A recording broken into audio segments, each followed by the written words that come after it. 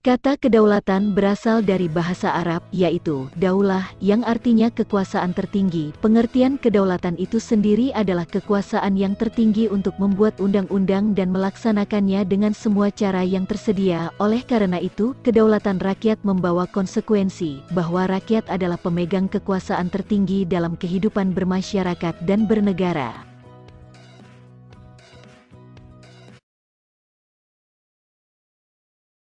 Kedaulatan rakyat berarti juga pemerintah mendapatkan mandatnya dari rakyat, oleh rakyat, dan untuk rakyat. Pemerintahan oleh rakyat mengandung pengertian bahwa pemerintahan yang ada, diselenggarakan dan dilakukan oleh rakyat sendiri. Gaya pemerintahan seperti ini disebut dengan demokrasi. Demokrasi adalah pemerintahan dari, oleh, dan untuk rakyat.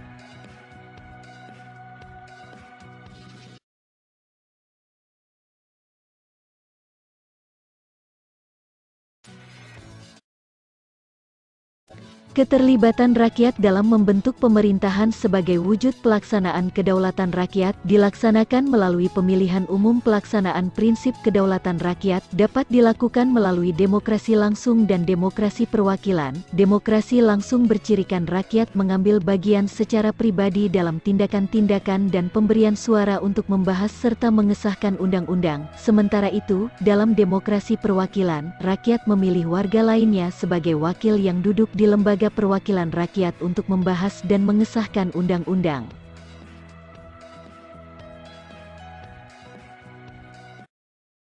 Menurut pendapat Jean Bodin, seorang ahli tata negara dari Prancis yang hidup di tahun 1500-an, kedaulatan adalah kekuasaan tertinggi untuk menentukan hukum dalam suatu negara. Kedaulatan memiliki 4 sifat pokok, yaitu: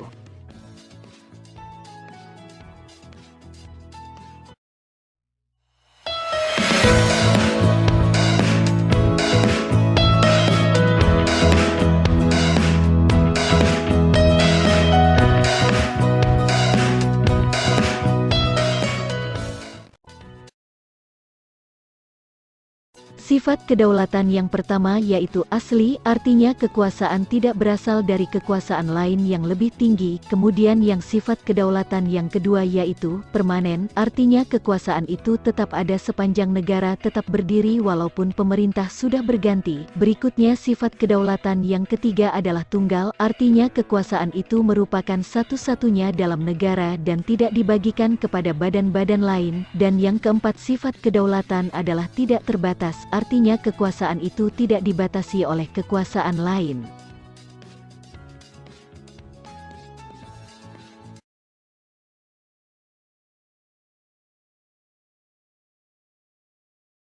Negara yang berdaulat adalah negara yang mempunyai kekuasaan tertinggi atas suatu pemerintahan negara. Perjuangan bangsa Indonesia untuk memperoleh suatu kedaulatan berhasil meraih titik puncaknya pada saat proklamasi kemerdekaan pada tanggal 17 Agustus tahun 1945.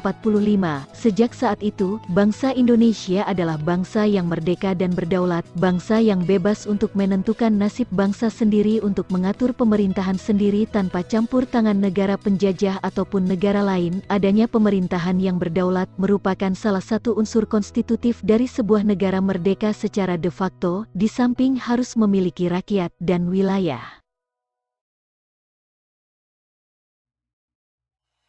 Kedaulatan atau kekuasaan tertinggi suatu negara terdiri atas 2 bentuk, yaitu kedaulatan ke dalam dan kedaulatan keluar. Bentuk kedaulatan yang pertama yaitu kedaulatan ke dalam. Kedaulatan ke dalam berarti bahwa bangsa yang merdeka memiliki kekuasaan untuk menyusun dan mengatur organisasi pemerintahan sendiri menurut kehendak bangsanya sendiri, serta kekuasaan untuk mengelola semua yang ada di wilayahnya yang mengandung sumber daya alam baik di darat, laut, maupun udara untuk kemakmuran rakyatnya tanpa campur tangan negara lain berdasarkan peraturan perundang-undangan yang berlaku. Kemudian bentuk kedaulatan yang kedua yaitu kedaulatan keluar. Kedaulatan keluar berarti mempunyai kekuasaan untuk berhubungan dan bekerja sama dengan bangsa lain tanpa terikat oleh kekuasaan lain. Contoh pelaksanaan kedaulatan keluar antara lain mengadakan perjanjian dengan negara lain, menyatakan perang atau perdamaian, ikut serta dalam organisasi internasional, dan sebagainya.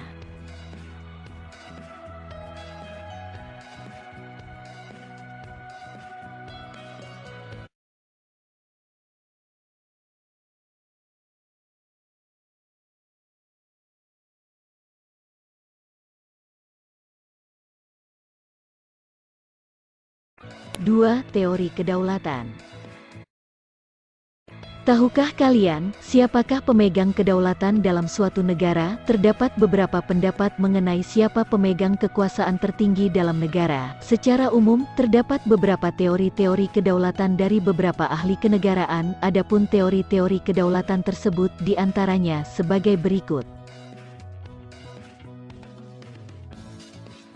Teori kedaulatan yang pertama yaitu teori kedaulatan Tuhan. Teori kedaulatan Tuhan merupakan teori kedaulatan yang pertama dalam sejarah. Teori ini mengajarkan bahwa negara dan pemerintah mendapat kekuasaan tertinggi dari Tuhan sebagai asal segala sesuatu, causa prima. Menurut teori kedaulatan Tuhan, kekuasaan yang berasal dari Tuhan itu diberikan kepada tokoh-tokoh negara terpilih yang secara kodrati ditetapkannya menjadi pemimpin negara dan berperan selaku wakil Tuhan di dunia. Teori ini umumnya dianut oleh raja-raja yang mengaku sebagai keturunan dewa, misalnya para raja Mesir kuno, Kaisar Jepang, Kaisar Tiongkok, Raja Belanda, Bide Grategats, kehendak Tuhan, dan Raja Ethiopia, Haile Selassie, singa penakluk dari suku Yuda pilihan Tuhan. Demikian pula dianut oleh para raja Jawa zaman Hindu yang menganggap diri mereka sebagai penjelmaan Dewa Wisnu. Ken Arok bahkan menganggap dirinya sebagai titisan Brahmana, Wisnu, dan Shiva sekaligus.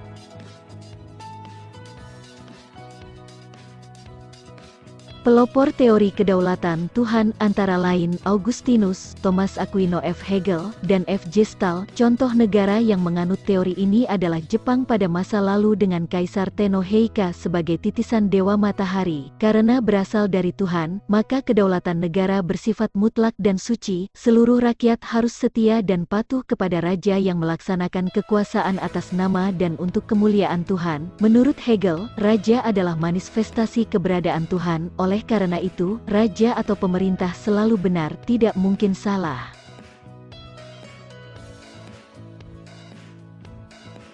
Kemudian teori kedaulatan yang kedua adalah teori kedaulatan raja. Pada abad pertengahan, teori kedaulatan Tuhan berkembang menjadi teori kedaulatan raja, yang menganggap bahwa raja bertanggung jawab terhadap dirinya sendiri. Kekuasaan raja berada di atas konstitusi. Seorang raja bahkan tidak perlu menaati hukum moral agama, justru karena statusnya sebagai representasi atau wakil Tuhan di dunia, maka pada saat itu kekuasaan raja berupa tirani bagi rakyatnya.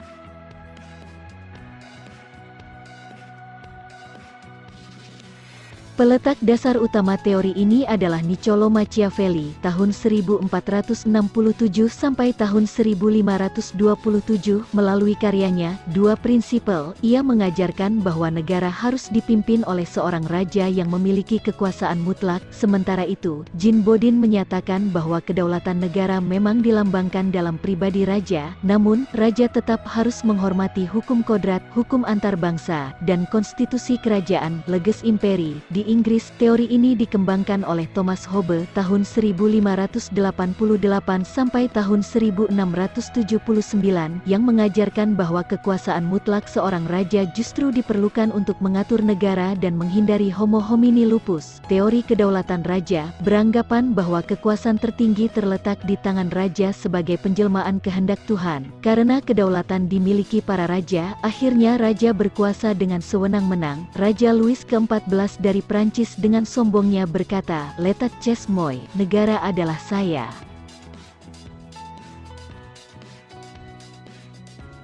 Kemudian teori kedaulatan yang ketiga yaitu teori kedaulatan negara. Menurut teori kedaulatan negara, kekuasaan tertinggi terletak pada negara. Sumber kedaulatan adalah negara yang merupakan lembaga tertinggi kehidupan suatu bangsa. Kedaulatan timbul bersamaan dengan berdirinya suatu negara. Hukum dan konstitusi lahir menurut kehendak negara dan diabdikan kepada kepentingan negara. Para penganut teori ini melaksanakan pemerintahan tirani. Hal tersebut terbukti melalui sikap kepala negara yang bertindak sebagai diktator.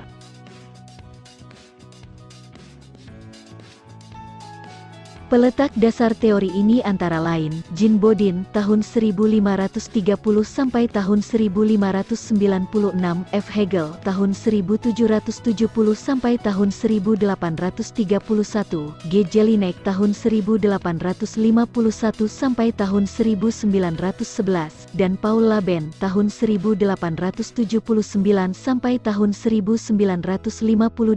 Pengembangan teori Hegel menyebar di negara-negara komunis. Selanjutnya teori kedaulatan yang keempat yaitu teori kedaulatan hukum. Berdasarkan pemikiran teori kedaulatan hukum, kekuasaan pemerintah berasal dari hukum yang berlaku. Hukumlah, baik tertulis maupun tidak tertulis, yang membimbing kekuasaan pemerintah. Kekuasaan hukum merupakan kekuasaan tertinggi dalam negara. Hukum bersumber dari rasa keadilan dan kesadaran hukum. Negara melindungi hak-hak warga negara dan mewujudkan kesejahteraan umum. Etika normatif negara yang menjadikan hukum sebagai panglima, mewajibkan penegakan hukum dan penyelenggaraan negara dibatasi oleh hukum. Pelopor teori kedaulatan hukum, diantaranya Hugo de Groot, Crabbe, Immanuel Kant, dan Leon Duguid. Teori kedaulatan yang kelima yaitu teori kedaulatan rakyat. Teori kedaulatan rakyat beranggapan bahwa rakyat merupakan kesatuan yang dibentuk oleh suatu perjanjian masyarakat. Kemudian, sebagai pemegang kekuasaan tertinggi, rakyat memberikan sebagian kekuasaannya kepada penguasa yang dipilih oleh rakyat dan penguasa tersebut harus melindungi hak-hak rakyat. Tokoh yang mengemukakan teori ini adalah Montesquieu dan J.J. Rousseau.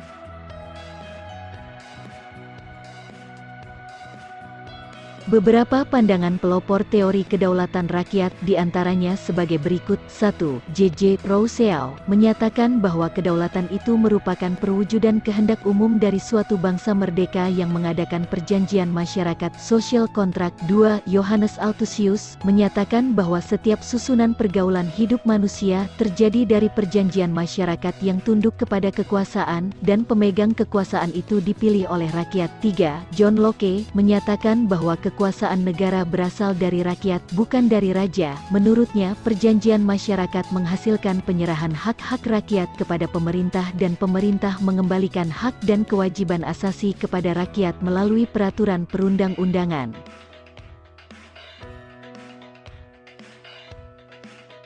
John Locke menyimpulkan bahwa terbentuknya negara melalui A. Pactum Unionis, yaitu perjanjian antara individu untuk membentuk suatu negara, dan B. Pactum Subjectionis, yaitu perjanjian antara individu dan wadah atau negara untuk memberi kewenangan. 4. Montesquieu, seorang ahli dari Prancis, berpendapat bahwa agar kekuasaan dalam suatu negara tidak terpusat pada seseorang, kekuasaan dalam suatu negara dibagi ke dalam 3 kekuasaan yang terpisah, separated of power. Pemegang kekuasaan yang satu tidak memengaruhi dan tidak ikut campur tangan terhadap kekuasaan lainnya. Pembagian kekuasaan dalam negara dibagi atas 3 kekuasaan, yaitu A. Kekuasaan legislatif, yaitu kekuasaan untuk membuat peraturan perundang-undangan dalam suatu negara. B. Kekuasaan eksekutif, yaitu kekuasaan untuk melaksanakan peraturan perundang-undangan yang berlaku. Kekuasaan eksekutif sering disebut sebagai kekuasaan menjalankan pemerintahan. Dan C. Kekuasaan yudikatif, yaitu kekuasaan untuk menegakkan peraturan perundang-undangan yang berlaku apabila terjadi pelanggaran. Kekuasaan yudikatif sering disebut sebagai kekuasaan kehakiman.